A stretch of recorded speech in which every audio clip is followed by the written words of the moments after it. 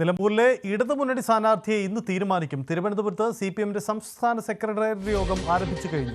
പിന്നാലെ നടക്കുന്ന മുന്നണി യോഗത്തിൽ തീരുമാനം അറിയിച്ച ശേഷമായിരിക്കും ഔദ്യോഗിക പ്രഖ്യാപനം. പൊതു സ്വതന്ത്രനാണോ അതോ പാർട്ടി ചിഹ്നത്തിന് സ്ഥാനാർത്ഥി വേണോ എന്നതിലാണ് CPMൽ ആലോചന. പാർട്ടി സ്ഥാനാർത്ഥിയെങ്കിൽ ജില്ലാ പഞ്ചായത്ത് അംഗം ഷെറോണ റോയ്, DYFI ജില്ലാ പ്രസിഡന്റ് P. ഷബീർ എന്നിവർക്കൊപ്പം M. സ്വരാജിന്റെ പേരും ചർച്ചകളിലുണ്ട്. പൊതു സ്വതന്ത്രരെങ്കിൽ ജില്ലാ ആശുപത്രി superintendent doctor Shinas Babu, M. Thomas Mathew, U. Sharafali എന്നീ പേരുകളാണ് പരിഗണനയിൽ.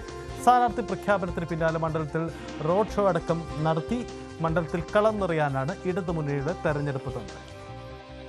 VV അരുൺ തിരുവനന്തപുരത്ത് നിന്ന് ചേരുന്നു. അരുൺ, സംസ്ഥാന സെക്രട്ടേറിയറ്റ് യോഗം ചേരുന്നു. നമ്മളിപ്പോൾ പരാമർശിച്ച പേരിന് അപ്പുറത്തേക്കുള്ള ഒരു വലിയ സസ്പെൻസ് CPMൽ നിന്ന് നമുക്ക് പ്രതീക്ഷിക്കണം.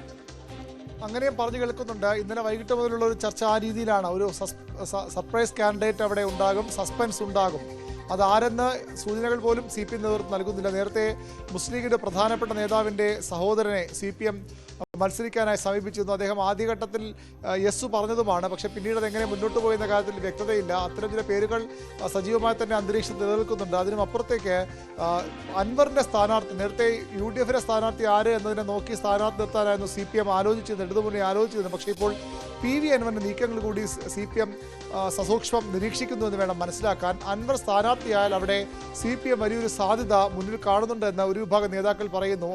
അൻവർ മത്സരിച്ചാൽ അവിടെ CPMന്റെ പാർട്ടി ചിഹ്നത്തിൽ ശക്തനായ ഒരു സ്ഥാനാർത്ഥിയെ അവതരിപ്പിക്കാനായാൽ അവിടെ വിജയസാധ്യത കൂടുമെന്ന അഭിപ്രായമുള്ളവർ CPMന്റെ ഉന്നത നേതൃതലത്തിൽ തന്നെ ഉണ്ട്. അങ്ങനെയാണ് M. സ്വരാജ് എന്ന പേരിലേക്ക് ഒരിക്കൽ കൂടി CPM എത്തുമെന്നോ എന്ന തരത്തിലുള്ള ചർച്ചകൾ സജീവമായി ഉയരാൻ കാരണം. സ്വരാജ് മത്സരിക്കുകയും അൻവർ UDFന് റിബലായോ അല്ലെങ്കിൽ UDFന് വെല്ലുവിളിയായോ അവിടെ മത്സരിക്കുകയോ ചെയ്താൽ ന്യൂനപക്ഷ വോട്ടുകൾ, പ്രത്യേകിച്ച് മുസ്ലിം ന്യൂനപക്ഷ വോട്ടുകൾ അവിടെ ഭിന്നിക്കും. അവിടെ SDPക്ക് ഇത്തവണ സ്ഥാനാർത്ഥി ഉണ്ടാകും.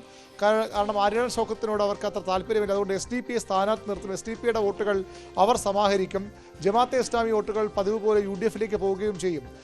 അതിനുശേഷം വരുന്ന ബാക്കി മുസ്ലിം ന്യൂനപക്ഷ വോട്ടുകൾ ചിതറിപ്പോകാൻ ഇടയുണ്ട്. അവിടെ അത് ഡിവൈഡായി പോകാൻ ഇടയുണ്ട്. അങ്ങനെ വന്നാൽ അവിടെ ഇടത് സ്ഥാനാർത്ഥിക്ക് CPM സ്ഥാനാർത്ഥി വിജയസാധ്യത കൂടുതലാണ്.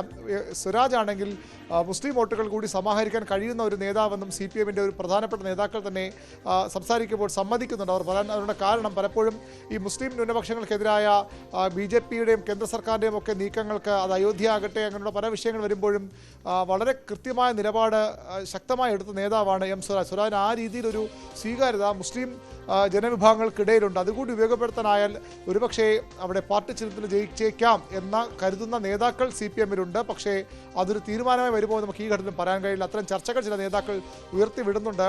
അത് പ്രധാനപ്പെട്ട നേതാക്കൾ തന്നെ അത്തരം ഒരു ആവശ്യം മുന്നോട്ട് വയ്ക്കുന്നു. പക്ഷേ മുഖ്യമന്ത്രി പിണറായി വിജയൻ അതിന് തയ്യാറാകുമോ?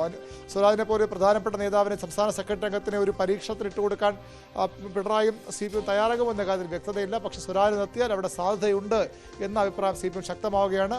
അതിന് CPM തയ്യാറായില്ലെങ്കിൽ നമ്മൾ നേരത്തെ പറഞ്ഞ ഷെറോണ റോയും അതുപോലെ തന്നെ ഷബീർ പോലുള്ള പേരുകളിലേക്ക് തന്നെ CPM പോയേക്കാം. അതുമല്ലെങ്കിൽ പൊതു സ്വതന്ത്ര നിലയിൽ ഉള്ള സ്ഥാനാർത്ഥികളെയും CPM പരിഗണിച്ചേക്കാം. ഏതായാലും ഏറ്റവും നിർണായകമായ സംസ്ഥാന സെക്രട്ടറി യോഗം തിരുവനന്തപുരത്ത് ആരംഭിച്ചു കഴിഞ്ഞു.